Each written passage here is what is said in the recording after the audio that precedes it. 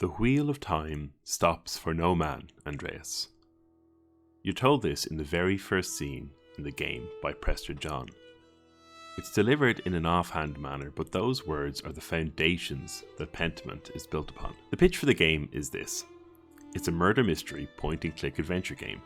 That's the draw to get you in, but similar to the 2-for-1 drink special you see in a signpost outside a pub, it's not the thing you're talking about at the end. Pentiment is a game focused on community and how it changes over time. The very town the game is set in, Tassing, is built upon the bones of the history that came before it. Roman ruins sprayed up all around the small town, and the other major location in the game, Kirso Abbey, is built on the shell of an old Roman fort. Set across 3 acts which span 25 years and never moving its lens away from Tassing and Kirso Abbey, Pentiment does an excellent job of following the small community through the years and giving the player a good look at how it changes as time progresses. I'm not going to focus on the murders here too much, although they do form a large portion of what you're actively doing in Act 1 and 2 of the game. To me, they are less interesting than what I feel is the actual pull of the game, and that is the town of Tassing, the community in it, and how it changes as the game plays out. In Act 1, the town is arguably at its happiest point. Things are tough for the peasants, but life is manageable. The abbey has only recently gotten a new abbot, and although he is definitely more strict than the previous one, the town is only beginning to feel the effects of that. The abbey itself is definitely on shaky footing as time has started to move past monasteries and monks. However, it's still holding on due to patronage from rich nobles, most notably Baron Lorenz Rothvogel, who suffers a grisly fate not long into the act. People are certainly not without their struggles, and many have suffered brutal hardships, especially as you start to reveal some of the history behind the Baron's relationship with the people of Tassing and the Abbey, but you get the sense that life is steady for the people of the villages. The conversations you have with the villagers as you go through Act 1 are mundane. They talk about their everyday life. Some will talk to you about the history of the village, the history of their families. The conversations are pleasant and interesting. The conversations with the monks, some take up theoretical conversations, others take up the day-to-day running of the monastery. But those are the things that people have on their minds. It's pleasant, it's routine, and it's everyday. My man comes from a small town in County Tipperary called Portroe. A little village, really. Town is probably too big a word. Wikipedia has its population at 261 people as of 2016, but I would imagine growing up in the 1960s, for her, it was considerably less than that. Portroe was your standard Irish country town. It has a number of estates, several shops, about 50 pubs, and 1 Catholic church. And it's the church in Portroe that's kind of the focus of this little story here. It was quite a popular church in the area when my man was growing up, mainly because it was the only church in the area to have 2 masses on a Sunday, a mass on a Saturday evening, daily 10 a.m. mass, as well as lots of availability for stuff like confessions and other big services, funerals, your baptisms, your weddings, etc. And because of that, it became like a sort of 7-Eleven for the Catholic Church in the area. And as such, the crowd that it got, the congregation, was a lot bigger than just the townsfolk of Portroe itself. It encompassed many of the kind of greater area of Ballina, and kind of people from the other smaller towns around Portroe would come in and attend the service there. And the way it kind of works, you're probably familiar with this if you have a parish of your own. Once you start attending a certain mass for a period of time, you become part of that parish. You start recognizing faces, you can develop a little routine, you get to talk to the same people after mass. And certainly then when I was growing up and when I visited my grandparents, the church in Portroe was buzzing. What this meant was, when mass was on, and particularly just after it was over, the town was just rammed full of people. Once the mass was over, people would flood out onto the streets, catching up in the car park, filling the one main street that Portroe has and going into all of the little shops around it and filling them too. You got a great sense of buzz around the street. People would be in the shops getting their Sunday papers, getting the milk and the bread for the Sunday lunch. People would be catching up in the week's gossip out on the streets. And really, the town was thriving. And then afterwards, it would go back to being that little quiet town that it remained until the next Saturday.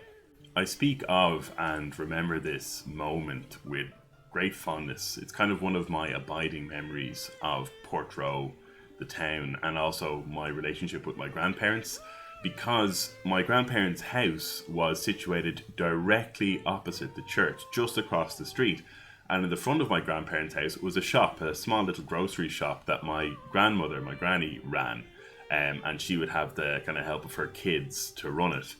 So what it meant was, when masses were finished, when I spoke about the shops being filled, one of the main shops was my granny's shop, this little tiny thing where the floor was literally rammed. I'm 34 years old now, and I've never managed to feel cooler than I did was when I was an 8-year-old and I was able to just walk into the shop through the throngs of people, get to the other side of the checkout, go through the doors and out the back of the house. I thought that I was just the VIP, I was the business. There were times I could have gone through the main door of the house when mass was over, but hell no, I wanted to walk through that shop like an absolute boss. You got a real sense of community after the masses in Portroe, and I live much further north in a town in Kildare, a much bigger town, and despite it being bigger, I've never felt that sense of community that I got after masses in Portroe. Time moves more harshly in the 1500s. Act 2 takes place 7 years after the events of Act 1, and the town of Tassing is on a knife edge. Standards for those in the village have declined dramatically, and their pitchforks are levelled directly at the abbot and his increasingly draconian laws. You immediately get a sense that the community is different. Rough times have tempered the populace, and your interactions with them have lost a lot of the pleasant edge that they had in Act 1. Not least because during the time skip, Andreas has gone and made a name for himself, working for wealthy patrons, and his obvious affluence cuts a harsh contrast to the lives of the villagers of Tassing. You could be forgiven for considering Pentiment to be a bleak game. You understand on a surface level that the 1500s are a tough time to live in, but when you see a family you've gotten invested in the previous act lose a mother and a son, and it's just backgrounded as a misfortune, well, like I said, you could be forgiven for considering it bleak. Life goes on, however, and while again your task in this act is to try and solve another murder, the real story is the growing unrest between the townsfolk of Tassing and the abbot that rules over them. Things have gotten so bad that not only are the peasants trying desperately to stay afloat, even the more affluent villagers are struggling to make ends meet. I do like how things are never spelled out for you in an objective way in Pentiment. And that's true of everything in the game. You learn things through conversation, which means everything you learn is subject to bias. This goes for opinions on other villagers, little kind of gossip stuff, to the history of the town, to the saints, which hold such a place of pride for the abbey and the villagers, and it's true for the abbot and his laws too. While a lot hold only fury in their hearts for the abbot, others will cut a more tempered tone. Some, including many monks that you've befriended previously in Act 1, will actively come to his defence.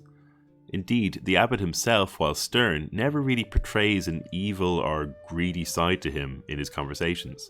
I did, however, find it hard to miss the luxury of the spread the abbot was able to put out when you join him for dinner on one of the evenings in Act 2. It's not all doom and gloom. There are moments of levity, kindness and tenderness in Act 2, and one of the strongest moments of community comes towards the end of Act 2 when the townsfolk at their most feral are quelled by a midwife telling them to pipe down during the labour of a visitor.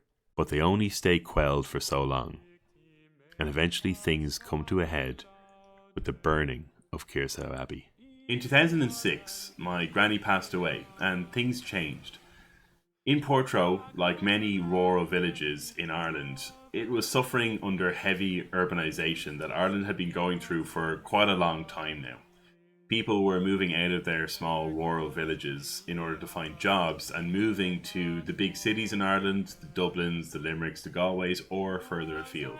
What it meant was, when my granny passed away, there was no one around to take on the responsibility of owning the shop in Portroe. My granddad was still there, but he was getting on. He was even older than my granny was at the time. And he had responsibilities such as the family farm, which he ran with his son. So when my granny passed away, the shop went with her. And then gone were the big bustling crowds in the house after Sunday Mass. A few years after that, my granddad passed away. And after that ended the regular trips to Portroe.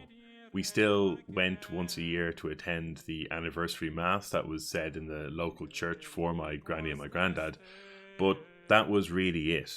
And for a few years then, going annually really gave you the sense of the town losing a lot of young people to the aforementioned urbanization. Every year that I went, the town of Portroe felt more and more quiet. 18 years later, you take control of Magdalene Druckerin, the printer's daughter, who takes it upon herself to complete her father's vision of a mural depicting the history of Tassing and Kearsau Abbey. Players get to decide on what they believe is the most apt way to depict the myriad of events centred around the town and the abbey. As we mentioned previously, history is as subject as anything else to bias, and Act 3 wants you, above anything else, to talk to the community to find out their shared version. As you would expect, with the time jump, the community has changed once again, but the town this time feels more settled. If there's a word for the calm after the storm, I'd use it here to describe Tassing. Have things changed for the better after the revolt? Well, that depends on who you ask, and Act 3 gives you a lot of time to ask.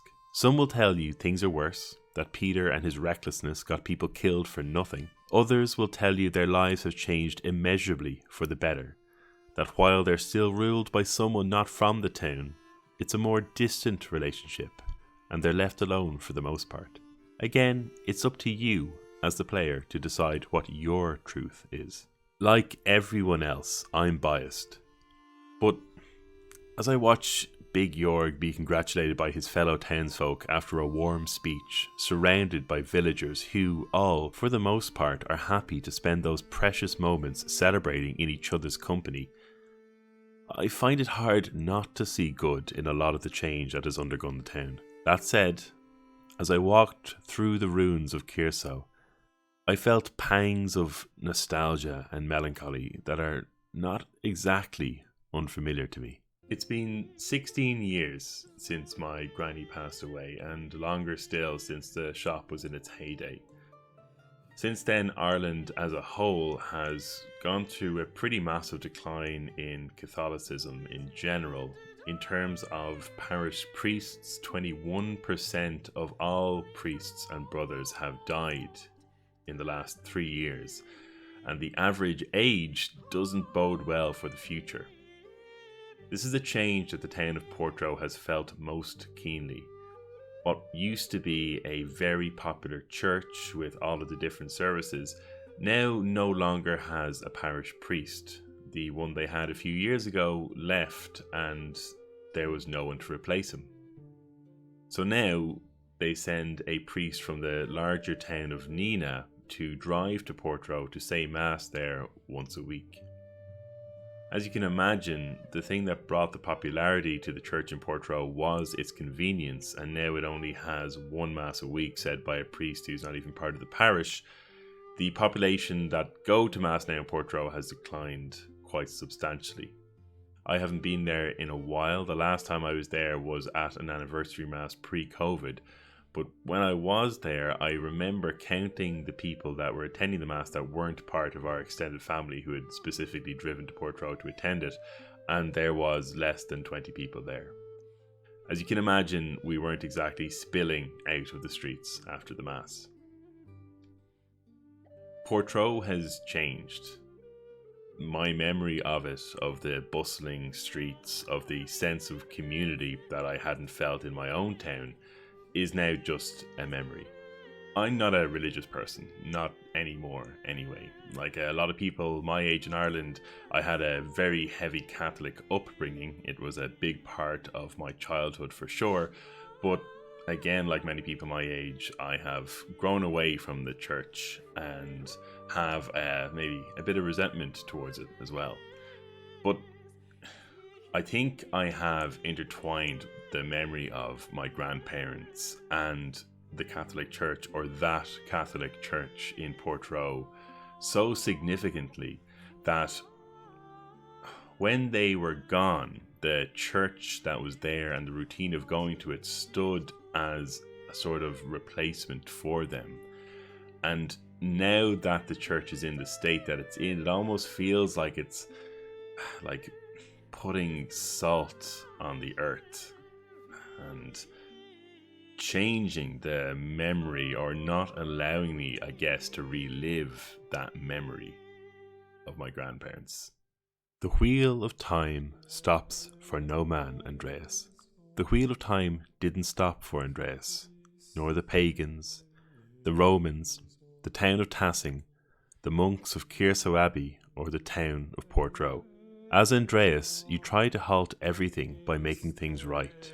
If you can simply solve the murders, then things will go back to how they used to be. You can save Tassing. But as Andreas learns, you can't save anything from change. It comes for everything in the end, and there's no hiding from it. You can try, you can build a refuge from it, from pain, from risk, from life itself, as Melancholia puts it. In the end, Andreas escapes from his refuge, both physical and mental, and rejoins the town of Tassing, accepting finally the only thing he can do with change is embrace it.